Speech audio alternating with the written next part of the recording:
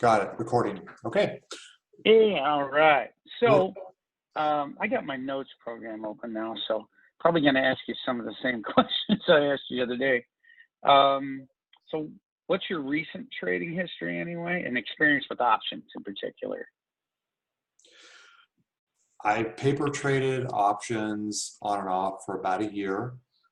I am taking Dan's credit spread class, and I've been I've been putting on a lot of stuff just to see what happens and trying to learn and go from there. So I'm not a complete newbie, but I certainly know how to get them on and that kind of thing. So, so you've never put on a live calendar, or have you, or butterfly for that matter? No, nothing live. Okay. I tried to Friday, but no, I got to call them because they said I have no cash in my account. But anyway. All right. So right now you can't trade live if you wanted to. Is that what you're saying? You're none of it funded yet, or? Correct. Okay. All right. So we'll be doing paper. Do you look to get it funded sooner? If you think that's something wise to do, then sure, I'll do it. Yeah, I mean, I would, because you're using TOS, right? Thinkorswim TD Ameritrade. Yeah, I'm on Thinkorswim. Yes. Okay. I think it's probably a good idea, because live trading is different than paper, not only on your psyche, but it also on how they get fills and everything else. Although a paper trader tries to be realistic in Thinkorswim, it's not the same as live, even, and definitely not the same emotionally as it is, when you have real money. Even if it's a small amount, it's a couple $100, it still matters more. I noticed that Friday when I'm like, oh shit, are you sure you want to do this? So yes. Yeah. Okay. So when you get funded, do you have an idea how much you're going to fund with? I mean, I could put up to 45 grand in there. I'm not sure. I mean, okay. Here's what I would say to do. Okay. We're not going to use it, but if you want to do this option trading thing, if you have the wherewithal, I would put like 30 in there, and here's why. Even though we're not going to use it at first, I'm not going to have you using 5 or 10 grand when you're new, even. But they have this day trading rule, and if you have more than $25,000 in your account, you're totally exempt from it. Doesn't matter. Yes. But if you have even $24,999, if you take a trade on and off the same day, which can happen in big market moves, they hit you with this day trading thing. And if you do it like 3 times in a week, they can lock your account up for 90 days. Yes, I remember reading that. Pain in the tuchus. Yeah. Yeah, we're on the same page. So just to avoid that, if you can, I'd put in more than 25, like 30 or something. Sure. If you want. Okay.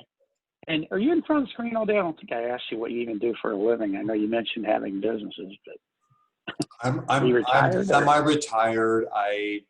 Okay. Yeah. Okay. I can be in front of a screen all day, but like you said this morning, the trader. We don't need to be. No. I don't want you to be, but sometimes people are, or maybe they can't be because they're so busy because they're working or whatever. What kind of work did you do?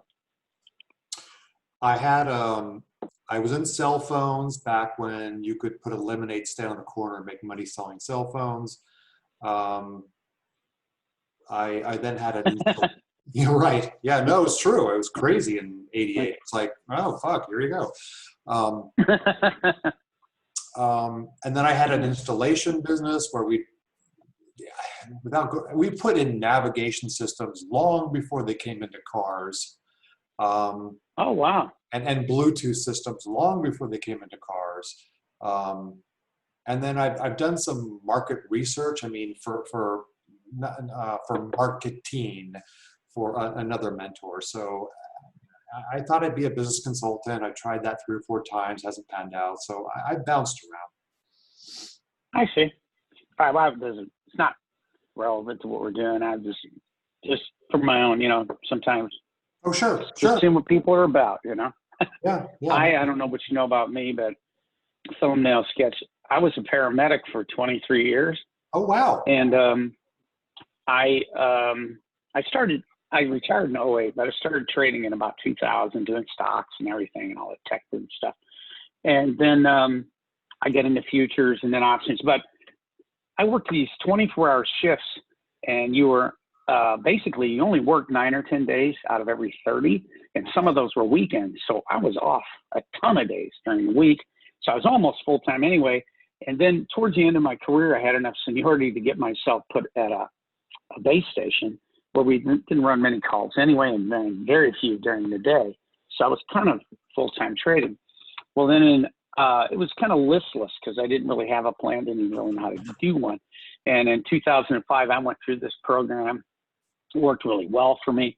By 2007, I was a part-time mentor. And in 2008, I just retired from that and became a full-time mentor. So that's how I got to where I am. I know sometimes people for a long time, there was a lot of floor traders trying to make it like Dan, but Dan is really probably about one of the few floor traders that have ever made it trying to teach retail traders options. Mm-hmm. We've tried it here in Dan, and I've been with Dan since, the beginning, and we've had a couple floor traders and they never work out, because they have a totally different mentality. Usually Dan was able to overcome it, but they're used to 10 times margin, take too many chances. There's a lot of different things about floor trading that don't relate well to retail traders. Well, since I came from the retail side, I know exactly where you're coming from. I never did that. I've been on the floor for a couple of days, watching things, but mm-hmm. I never did that for a living. But anyway, I trade retail for a living, and it works fine. And sometimes I'm now basically floor guys. They're just a bunch of young kids who are trading rich old guys' money. And there's not very many of them. And the only thing that has more people in it is the SPX pit. And it's not very active except when the SPX ticks down, and then people are hedging by buying options. If you go to the floor, it's kind of fun. It'll be quiet, very quiet. And all of a sudden you hear a bunch of screaming and yelling, maybe 10, 20 seconds, and it'll go away. And that means the SPX just ticked down. But the SPX is very liquid.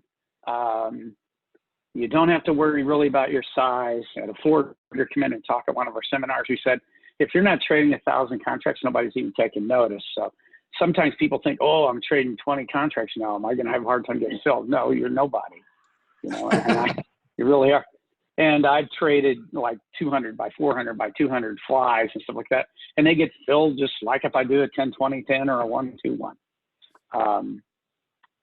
So anyway, so you don't have to worry about that. I'm just going through a few things that I know often comes into people's heads as they're worried about fills. And do you understand what the mid price is? We're always trying to get filled at the mid price. Yeah, thank you. Yeah. Yeah, right. The natural is the higher price. The mid is the lowest price they're going to offer. Right. Yeah. Right. Yeah. Well, the natural is what they call, okay. Yeah. And the mid price is halfway between the bid and the ask. Bid's what they'll buy it from you for, and ask is what they'll sell it to you for. We want to get in the middle, and particularly as best we can. You don't have to get the mid price. It can be within in SPX, 10, 15 cents of it, you're fine. But you are negotiated. They're under no obligation to fill you at the mid price. The only way they have to fill you is at certain sizes at the bid or the ask. But one of the first things that comes up a lot of times is people go, okay, I put on a calendar. Can I put in an order to sell it at 10%? Yes, you can do that. Can I put in an order to get out of it from down 10%? No. And here's why. Because there's no effective way to set up that order. Because if you just say, if I'm ever down 10%, close it, they do that off the bid and the ask, and you'll get some terrible fill. Because a lot of times in a calendar, for instance, you might see the mid price is $7.50. Well, that means a lot of times that the bid is $5 and the ask is $10. So if you say, hey, let me out of this, if I'm down 10%, they're going to think you meant on the real bid, which is $5, you'll get the worst fill of your life. So there's no automated way to get in and out. So you can't set it and forget it and let the computer trade for you, except you can tell it to get you out if they ever want to pay you what you want to be paid. That you can do. Right. Because either they do it or they don't. And what was I going to say? One thing else along those lines. But I'm just kind of going through things that usually come up pretty rapidly. Generally, we like to, most of your trading life, the VIX will be below 20. Probably 99% of my trading in the last 15 years, 99% of the time, we've been below 20. Matter of fact, if you took all the time I've been trading in 15 years, that the VIX was above 20, I don't know if it'd be more than 6 months. Sure. In 15 years total. Now, we've been on an extended period here. It's been since the end of February. So maybe my average is up to 8 months. But this in 08 and what was it, 2018, the end of it or whatever, you can get sometimes where it'll be a few months, but most of the time spikes over 20 and the VIX come right back down. And I've spent more time with the VIX between 9 and 12 than I've ever, probably 12 than I've ever been over 20. So I'm going to show you trades, and we're going to talk about trades that ideally, the way we naturally trade them, would be traded at a lower VIX. And the VIX is everything. It's what we follow, you know, the volatility index of the CBOE. Are you familiar with that? Yes. Yeah. Okay. So generally, when we're below 20, every trade we do, the way I teach it is it's based on the entry of where the VIX is. So where's the VIX? What can I do today? Well, if the VIX is here, you can do this strategy. If it's here, you can do that one, that type of thing. But now we're in this aberrant market where now the VIX is over 40, I think, or high. Now it's in the mid 30s. Yeah, high. But we can still do those trades, but they're going to act a little different. We're still going to adjust them the same way. For instance, calendars and flies, basically, the adjustment hasn't changed since I took this program 15 years ago.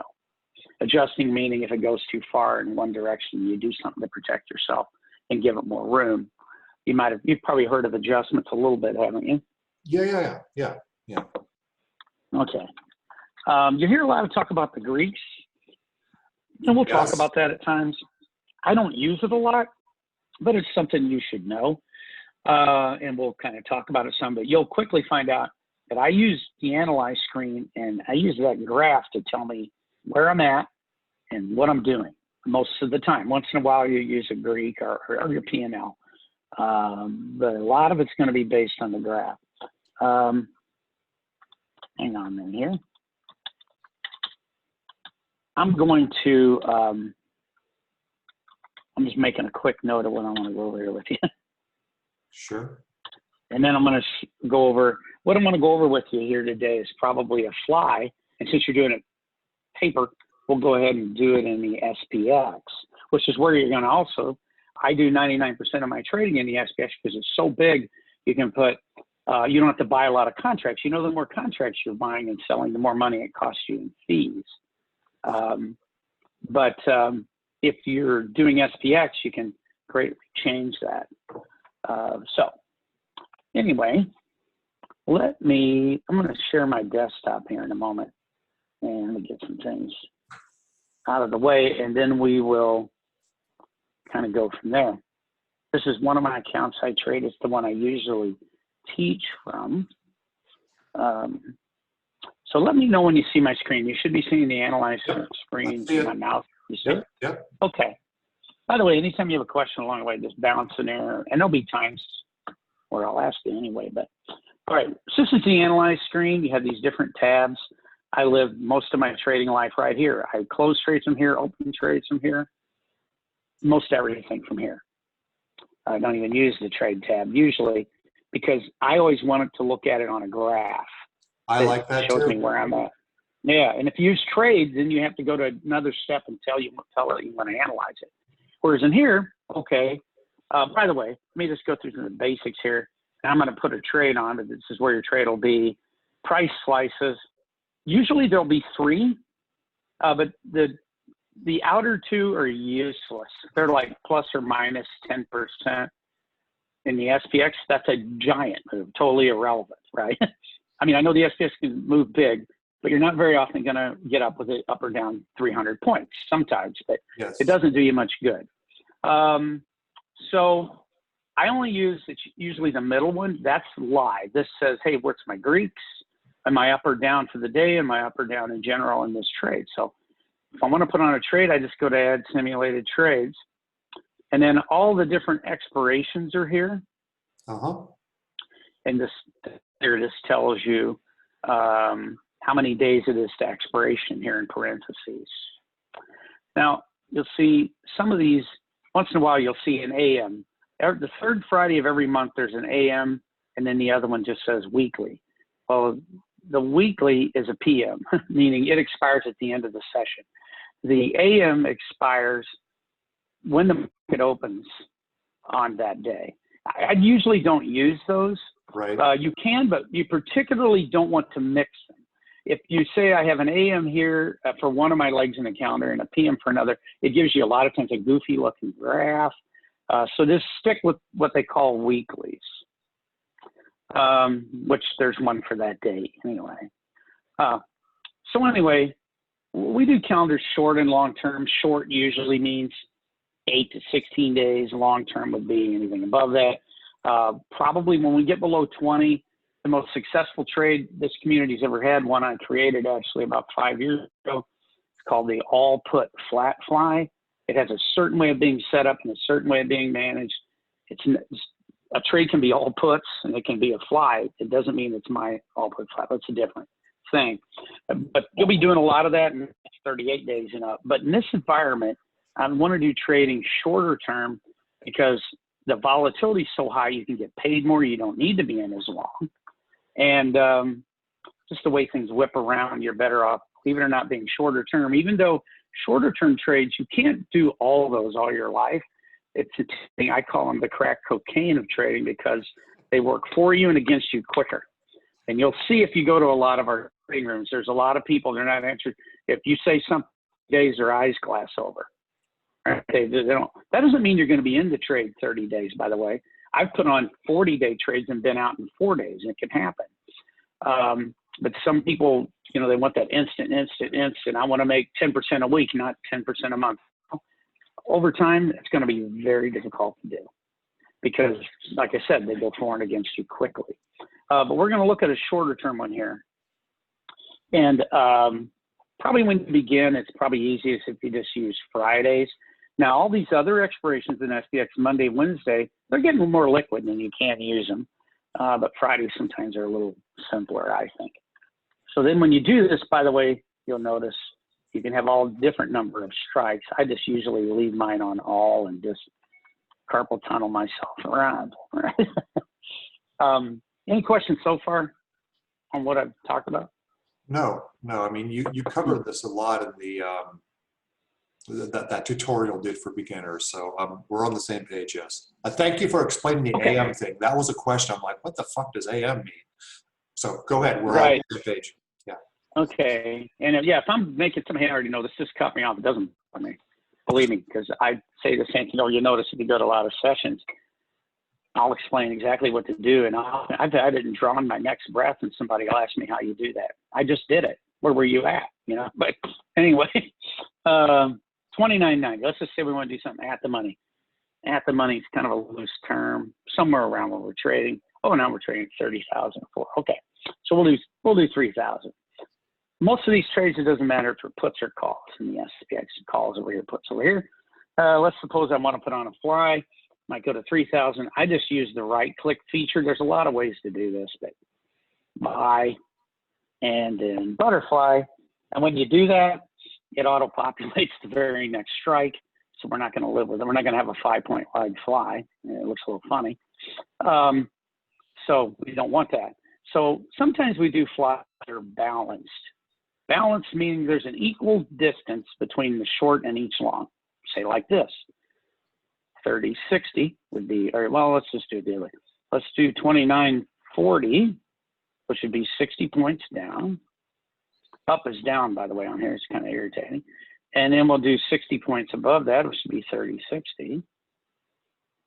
And there can be difference. It could be 50 points, it could be 60. But so when you have an equidistant one, it's also called a balanced fly, a symmetrical fly. You'll hear those terms.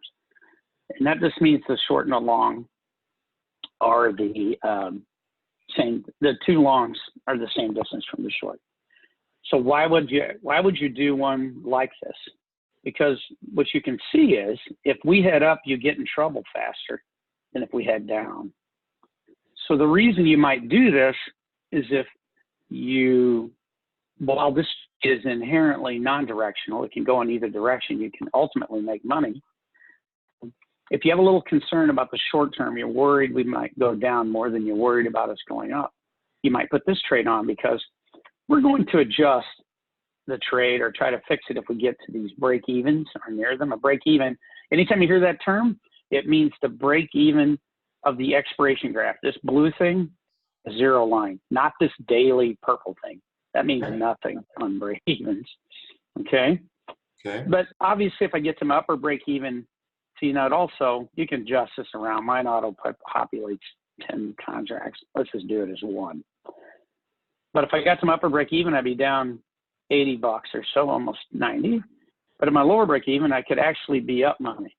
So it gives you a little better feeling if you're worried that overnight we're going to go down.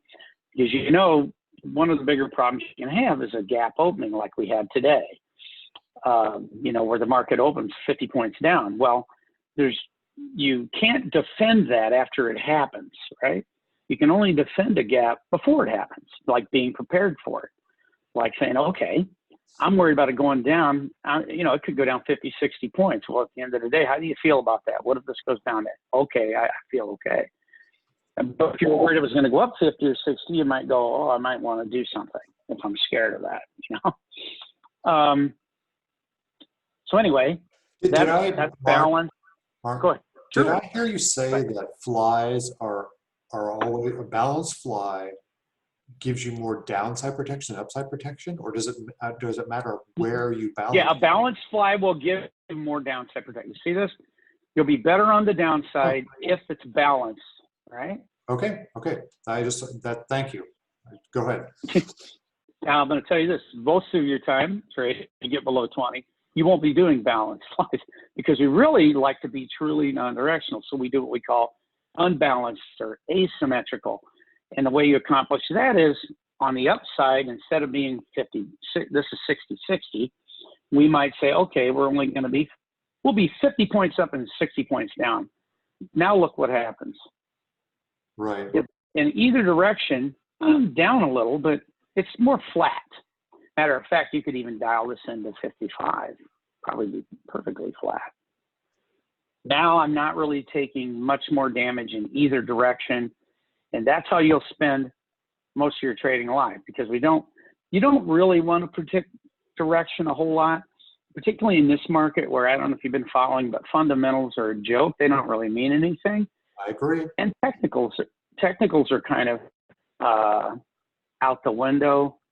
You know, I'll just be upfront and honest with you at the beginning here. I'm a libertarian and I hate the Federal Reserve. All right. And I don't like the way they manipulate the market.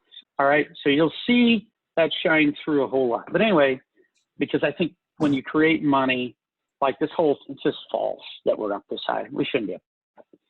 If you owned a hair salon or a lot of businesses, you'd know that this economy is in terrible condition. Oh, they're just making people feel good. Exactly.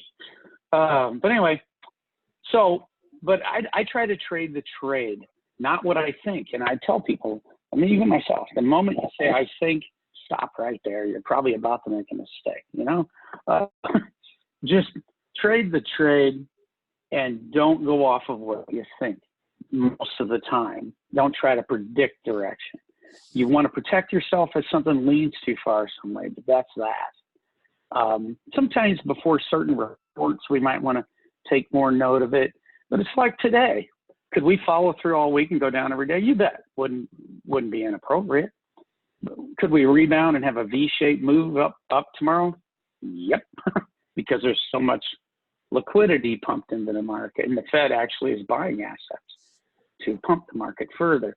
So they might even step in tomorrow, and we could open up huge. So you always have to remember that you can't tell what's going to happen.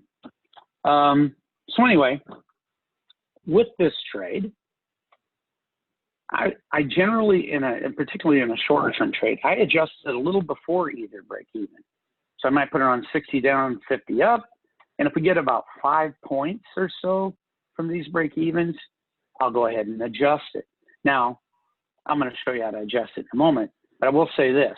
If we were 5 points away right now, if you were going to watch the market for the next couple hours, you could watch it. You don't have to speedily jump over and adjust unless you can't watch the market, or it's towards the end of the day. Like if we're right here, you know, I guess about 12:30 your time, about 30 minutes before the market closes, well, then I would go ahead and adjust it, because you wouldn't want to take a chance on the overnight move being up here, or same thing down here. But if you're watching it, you can let it get about 5 points past your adjustment point, so you can really let it get to either break even. But if you have to leave middle of the day or leave or it's the end of the session, go ahead and adjust it. All right, so how do I adjust it? I'm going to kind of make this graph look like we're at an adjustment point, which would be roughly 30.45, we'll say. So I'm just going to put this price, make it look like I'm trading it. Yes. Well, let's say 30.40, it'd be even easier. You've probably done this. Just always remember to undo it. Otherwise, you're not seeing the live price. Unlock the live. Okay, so here we are. You go, okay, I'm up here. I got to do something, because we always wanted to have, we want to stay in this graph as much as possible. Because if we get outside of it, we get negative theta, and we want positive theta. Before the adjustments, let me just go through. Yeah. What do you mean outside the graph? Can you explain that one, please? Okay. The graph is the expiration graph. Oh, the expiration graph. Okay. Right. All right. Break even to break even. So out here, I'm outside the graph. Out here, I'm out. If you're outside of these break evens where it crosses zero, you're outside the graph, and ultimately you'll go negative, right? Sure. Ultimately, you can see I'm going to lose money. If you look right here, that bottom number is where you'd be on expiration, and for wherever the mouse is. And this one is where you are today. So if you look at it now, we can see on expiration, I'd be up $4,600 if I was sitting right here when it expired. Right. Now, we're never saying the expiration, so don't get high on that one. But it also tells you where we are today. All right, well, here's an example. If we went outside the graph, today I'd be down $52 if we were at $29.41. If it was expiration, I'd be down $800, or out here. And this line being down here, see how it goes flat? That's Yes. Worst case scenario. The most you can ever lose in a butterfly counter that you buy is what you paid for it. So this tells you what you paid for it. So the most I could ever lose is if I paid $11.60, or in this case, it's unbalanced. That's the debit plus a margin of $1,000. So that's why it's that way. But anyway, that tells you the worst case scenario. That's why we only use limit orders in any option spread. Never stop limit, never market. I had a guy during the flash crash. Do you remember the flash crash? We went down for 20 minutes and the whole market, I think the Dow went down 1,000 points in 20 minutes because there was a fat finger. And this guy had on a butterfly, the most he could ever lose was $3,000. That's the size of it was. And he panicked and he sold it at the market. He lost $5,000. When you sell at the market makers can do whatever they want to you. And he got a worse fill than if the world would have came to an end and he would have just let it expire down here. So never use market. Always limit. Otherwise, you're opening yourself up to the market makers messing with you. Okay. Back to, let's go through the Greeks real quick. These are so small. Let me make them bigger. All right, still doesn't get very big. Do you know what a 0.50 delta would mean, a positive number? That means if the SPX went up, if you were at 0.50, if the SPX went up 1 point, you'd make 50 cents in this position, temporarily anyway. And since it's a positive number, if it went down 1 point, you'd lose 50 cents. You can see it's kind of moving around, but that's what delta is. What's going to happen to me the next point? We like to keep it relatively flat a lot of times because we want things to move around and not take a lot of damage like this, you know. Gamma, we don't use really. You hear people throw it around. In my mind, people throw it around to make it sound like they're swashbuckling floor traders. But it really doesn't mean anything other than to us. It means how much is delta going to change. If you go up a point, you're going to be another 12 cents short. Okay. Theta is the big one. That's what we're about. We want it to be positive. This means, for instance, it's bouncing around, but you're going to make about $170 today in positive theta. But that's because options, obviously, when the closer they get to expiration, the less they're worth. They're like human beings. Every breath they take, they're one breath closer to their last. The same thing with theta. I know it's a little dark, but you get the point. But so the closer we get to expiration, though, options expire faster and faster. They don't expire in a linear fashion. This won't be $170 a day. As we go forward, it gets exponentially bigger, bigger. So here we are, even by, what is that, this Friday, now it's $272 a day. So in the last 2 weeks really is when it's its most profound. Options just fall off a cliff, their value, because they're just not going to be worth anything here. In this case, on the 29th, that's it. Vega is how much volatility is going to affect your position. That means the volatility of the strikes you're in. It doesn't, and what it means is if volatility net went down, you'd make $150 because you're short. But if volatility net went up, you'd lose 150. Well, you wouldn't lose it. It's not realized unless you close the trade, but you'll see P&L bounce around. Now, butterflies is going to be short Vega trades, meaning generally if volatility goes down, that's good for you. And calendars are long Vega trades. But one of the first things that happens is people look at the VIX and they go, oh, the VIX went up, down a point. That must mean I made 150 bucks. No, not necessarily, because the VIX is all the options together. Whereas it only matters that the options you're in. You want things you're short to have their volatility go down, they'll be worth less. And things you're long to keep their volatility to go higher, they'll be worth more. But the VIX, well, it's generally probably going to be your benefit if the VIX goes down, but it's a global thing. For instance, if I looked on a national map and it said it's raining in LA, does that mean it's raining in Hollywood? Probably, but maybe not. Does that mean it's raining in wherever else? Beverly Hills? Maybe, maybe not. So that's what the VIX is. It's a broad area. And it's the same thing here. Okay, and then of course, P&L open, how much you've made since you put the trade on. Since we haven't locked this price, it's bouncing all over. And then just P&L for the day doesn't mean much, except how you're doing today.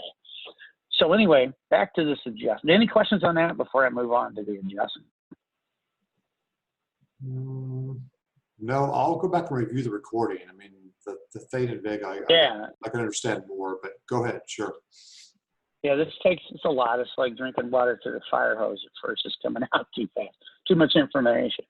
So anyway, how do I adjust it? So I'm up here. I want to help myself out. Right? So in this trade, generally even, if you're up here, you'll go up 20 or 30 points to center your next adjustment. If we were down here, you'd go down 20 or 30. But we're here, so we're at 30, 40. You go to the same expiration.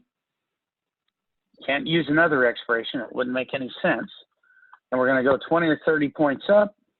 I'll just go 30. I'm going to go to 30.70. Since 30.40 is where we're at in this example, that's 30 points up. A lot of times I like to use if I have on a put fly, I like to adjust with calls. Call fly, I like to adjust with puts, only because it's less confusing whenever you're looking at your account. Whoops, I went by calendar.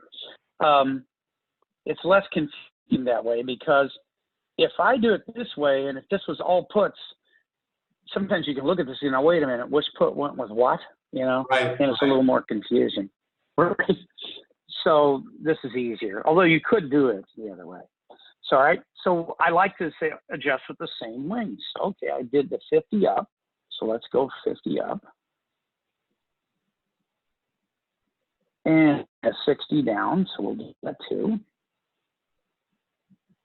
And I like to do the same size. So if I did a 10 lot, I'd add another 10 lot. If I did a 1 lot, I'd add another 1, 2, 1. And then it looks like this. So if you think about it, you were here and you were about to get out here in a place you don't want to be. Mm-hmm. But now we've said, okay, SPX, you want to move? I got more room and you'll be inside my graph still, and I'm still going to make money. Because anytime you're inside the graph, ultimately you will make money. And anytime you're outside it, ultimately you will lose. I say ultimately because you can be out here and it can come back in, and you can be in here and never go out. But this just gives you more room. Now, I want to get 10% of whatever I have in a trade. So if I have 10 grand in the trade, I want $1,000. But if I adjust it and I adjust by doubling it, now I'd have even more in the trade. I'd have actually, it's not showing here, but I'd have another $11,000. If I had $20,000 in the trade, so I'd want to make $2,000. Now, what you can do makes particularly good sense if you're new, is if you have a trade you can divide by 2, like a 2-4-2, what you can do instead of adding another 2x2, another 2x4x2, you could sell one of these when it's here, go to 1, 2, 1, and then you could add another 1, 2, 1, and then you'll adjust and keep your capital commitment level. But you don't have to do that, but you can if you like, if you want to keep your capital commitment level. But if you don't care and you're just willing to add another times again what you have in it, boom, you can do that. You understand what I did there? Yes, right. You sold one of them, and so that, right, your capital commitment stays level. Right. Okay. So that's how we adjust. Now we got to double. Well, what if it keeps moving? What if it keeps moving up? Well, when you get past the short strike on this upside, you close this lower fly. Like that. Because what's hurting you, if I'm here, this fly is killing me. It's not this fly, I'm in the center of it. So if I get up in here, I close the lower fly. And there I'd be right back in the center of a fly. So you can see it's just staying inside. So fly, add a fly, take away a fly, add a fly. Now, generally, you won't be doing that a bunch of times, but you could. And it's the same in reverse. If it comes down here, I'm closing the upper fly. So if I'm here, I get rid of this, and I go, okay, I'm going to stay here unless it gets within 5 points of either break even again, or until I get my 10% of what I have in this. Now, one other thing, let's suppose I did go from single to double back to single, and here I am, and when I close that upper fly, I lost $100. Now, it won't show here because Sink or Swim only shows you what you have open. So it'll look like you just gained $100 when you close this fly if it was losing. So what you want to do is try to get your $100 back or whatever you lost in profit, plus 10% or as close to 10% as you can get. So ideally, I'd get 10% of this plus whatever I lost in the fly I closed. It's the same thing with calendars. When I teach you calendars, it's going to be the same thing. You're going to add and take away. So that's how, and you can do this over and over. Now, if you watch other things, Dan's sessions or whatever, they might teach adjusting a different way. They might roll these options inside it. Let's not do that at first. I don't do it myself ever, but I want you to, and you'll understand why I think once you do this with me, why I don't do that. Some people do, but I find, for me, I don't think it makes sense. And for newer people, that rolling around makes it very difficult for them to figure out what they're going to do next. Whereas if you have this, the way I teach it, you know what you're doing next. I'm sitting here, I get within 5 points of this, boom, I add a fly. I'm sitting here, I go to either short right, take off the other, boom, over and over. But when you start rolling around things inside of it, it gets confusing. You'll more experience you'll get, the more it will matter. And I want to caution you now watching, don't ever watch other sessions, and people shouldn't watch even mine, and put on a trade because you saw Mark do it. You need to know when you're adjusting it and how you're adjusting it. I've had a lot of people go, Mark, I put this fly on and now I think it's in trouble. Well, what'd you put it on for? Do you know how to adjust it? No idea. I thought I'd figure it out. Well, don't do that, all right? You don't fly a plane and at 30,000 feet, all the engines go out and go, wonder what I'm supposed to do. That's, you know, there's a checklist, you know, that they go through in that instance, pilots, of all these causes, you know. You should be the same way, because when adrenaline gets flowing, like when you're losing money or like when you're in a plane, you make mistakes if you don't have a preset plan, because you get scared or greedy or whatever it might be. So that's why I do this way myself, and it's easy to teach, and it's easy to, well, not easy to learn, but it's your best way to learn.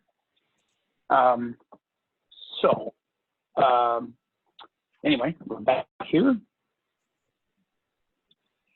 let's see what we're trading, because I want you to put on you can do this when we're done, or I can have you bring up your screen. I can help you with it now, but we'll put a fly on at the money somewhere. I mean, we're bouncing all over, so 29.90, 3,000, and I want you to manage it this way.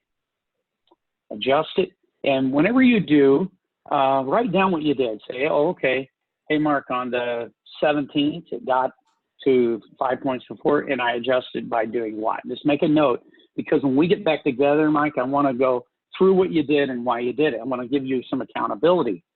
I don't want you to go, hey, the market moved up, so I adjusted. That doesn't mean anything, right? Right. Market moved to here, do you adjust? No. Or the market moved down hard, I had to adjust. Well, moving down hard doesn't mean anything unless you're at your adjustment point.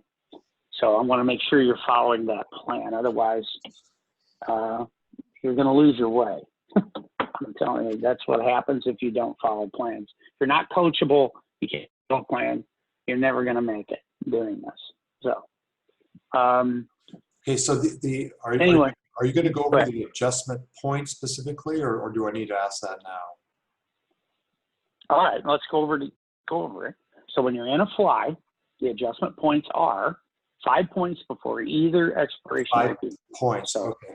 5 points before in an SPX fly. Now, always remember that. So if you're ever trading Apple someday, it won't be 5 points. Okay, but in this case, in SPX, it's 5 points before either break even. We're going to adjust. So here, roughly, and about here, then you'll adjust. How? You'll go, if you're down here, you'll go down 20 or 30 points and center a fly with the same expiration and same size, right, okay, and same wing width. Up here, you'll go up. Okay? Okay. And if we double it, you remember what we do? When do I adjust now? If you're saying if it goes up, or no, I'm sorry. If it gets past either short strike. So if we were here, and now, like right here, if I happen to be in this fly, double fly, I'd be closing this, right? Because we're past the lower short strike. So that's how you, and then if we're up here, we take off the lower one. But that's how you adjust when you're in a double. Then you're back to the single rules again. And here's what I'd have you do. I want you to put on one like this. Let's just make it simpler. I want you to put on, and adjust it the same way. What I want you to do is put on one that's at the money, 60 points up and 60 points down above it, right? So wherever you put the center, I want you to buy along 60 points above it and 60 points below it, okay? And adjust it 5 points before. So I want you to do one in SPX, and I'm probably not going to have you trade the Russell. I don't anymore, and we'll go over that, but it can still work while you're paper trading. I want you to go to the Russell 2000 and do the same thing. Even though it trades at a lower number, you see it trades, where are we trading? 1300. Go to like 1360, go up 60, down 60. So you'll have on 2 butterflies that you can watch between now and when and if you happen to close one, because you made 10%, let's go back over that real quick. Then you can just put on another one for the next expiration. Instead of using the 29th, use whatever that is, July 6th or something, the next Friday. And when I say I want you to make 10%, 10% of what? Whatever, if you do 60 up, 50 down, what'd you pay for it? You paid, I'll lock this, $6.40 a contract. That's $640. So if you did a 1-2-1, you'd want to make $65, $70, close the trade. Okay. Okay.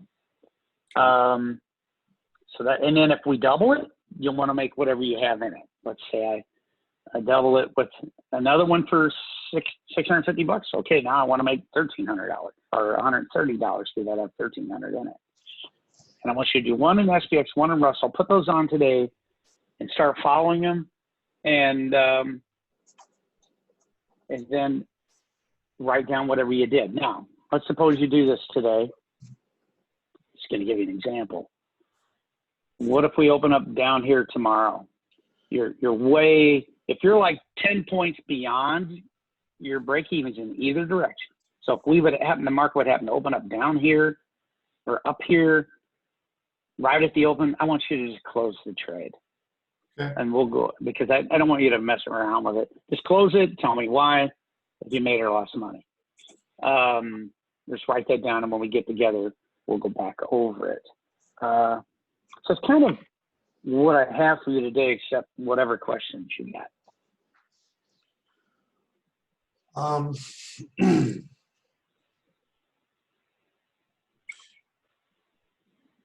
So, is it a good idea for me to go to the I forget what you call them, the trading sessions that are online and just listen to what you're saying and what Dan's saying? I think that's fine. You can pick some things up by, you know, osmosis and nothing else. You'll learn some vernacular or hear it. And then if you go, hey, Mark, I heard you say this, and then what the hell does that mean? Well, you can email or you can ask me the next time we meet. Email me anytime you have questions beforehand. Okay. 10 minutes after we get off the phone here. And you go, oh, shit, I forgot to ask you X. Okay. Oh, by the way, it's easier for me if you want to ask me a question about your trade. A lot of times, if you could take a screenshot and say, hey, Mark, I'm here. What do I do? Or whatever. That's fine. Now, ultimately, I want you to know what you're doing. But when you're new, I get it. This isn't going to be eventually where, hey, Mark, what do I do today? Oh, market moved. You know, when you're in this program 6 months from now, I don't want you emailing me asking me how to adjust the fly. You have, you know, people do it. And you haven't gotten anywhere if you do that. I want to teach you how to fish, not give you fish. But at the beginning, I understand you need a little more help, or you want to double check what you're thinking. That's perfectly fine. Okay. And emailing, like I said, any other question, anytime. It could be off the topic. It could be, hey, you know, the Fed's speaking tomorrow. What do you think? You know, whatever you want to ask, that's fine. You can't really call me or text me. I'm usually on the phone. It's too busy, but you can email me anytime. Okay. Yeah, I'll get back to you usually the same day. If it's a trade problem, normally before the end of the day, the end of closing, if I can, before the market closes. On the weekend, it'll be a little slower. A lot of times. Depends on what's going on. You know, you're making yourself very available. I really appreciate that. Yeah, well, good. I'm glad I think you're understanding the process. I'm dealing with some new now who think they write me every time they're supposed to do anything. Well, no, you can't do it. Just do it. You know, I mean, when you're learning. That's why I want to be in paper, because I can make fucking mistakes. We can go over it later, and you learn. You know, it's like, and there's no didn't come. Right. So yeah. And you're doing the smart thing. A lot of people don't do better. There are people who don't want to start small, and they get burned. No matter how much money you have, it still matters. I had a guy once who had tens of millions of dollars, and I was trying to start him slow, getting maybe trading 20 grand or something, because he just flat refused. I couldn't get him below it. I said, okay. So we did it, and he's doing okay. He came back for a second session, Mike, and he had on $350,000 in trades. And I just taught him like I taught you. And I said, what are you doing? Well, you know, I don't have any interest. It doesn't matter. I said, you could lose $10, $20, $30,000 in this trade. I don't care. You know, I get plenty of money. I said, yeah, I think you'll care. And sure enough, the next time we got together, he lost 20 grand. He was furious. And I said, I know it doesn't matter to you ultimately. It's not going to change your lifestyle because it's worth $100 million. But you're not going to like it whenever you lose money. And then you'll have the other spectrum. I've had millionaires, I could hear them weep when they lost $300. Sure. I mean, yeah. Well, some people are like that. You don't want to be the guy who doesn't give a crap and you're Mr. Vegas, but you have to realize you are going to take some chances and you're going to lose sometimes, so you got to be in the middle. That's what I'm saying. But got it. Anyway, okay, let's set up a time to get together. Usually it'll be every other week or maybe even longer once you're experienced, maybe once a month. Sure. But when you're new, I wouldn't mind meeting with you once a week if we could, because absolutely. you might be out of these trades. Can you do next Monday at the same time, 7 your time? Can we do a little later next Monday? Sure. I couldn't believe you did this. I don't get many people on the West Coast to do this. What if you wanted to? Let's see. Honestly, though, the best I can do for you next Monday would be 8 your time. So let's see. Well, if you want to do something, go ahead. What do you got in mind? Well, Tuesday. It's Tuesday. No, let me think about this. Next Tuesday, the 16th. No, the 23rd. Sorry. Oh, yeah, that's right. The 23rd. My bad math. The 23rd, I can do 1 Central, the 11 your time. How's that? I got class with Dan. I guess I can just watch the recording. Well, how about noon Central, which would be 10 time on Tuesday, the 23rd? Yeah, that's fine. That do you any good? Sure. I mean, on that particular day, I could go early. I could go 8. I could go 9. Or whatever that would be on your time. 10 well, or I could 11. do 9, 10, or noon my time. 9, 10, or noon my time. Nine's fabulous. 9's fabulous. Okay. This is as early as I do anyway. Thank goodness for you, huh? Okay. I'm sorry. So that's 9 Central. 9 my time, 7 your time. Is that going to work on the 23rd? Let's do the 10 then. 10, please. Okay. All right. 10 is 8 your time. On the 23rd. Okay, got it. It'd be 8 o'clock Pacific on the 23rd. That is good. All right. All right, Mike. And like I said, anything you want to send me an email right ahead. Try to do these trades that we talked about. Try to get one in the Russell, one in the SPX on today, somewhere around the money. If you do it later today, the price might have changed. Hell, where we at now? Now it'd probably be a center of around 30.10. Man, we're moving all over today. But wherever you put it, that's fine.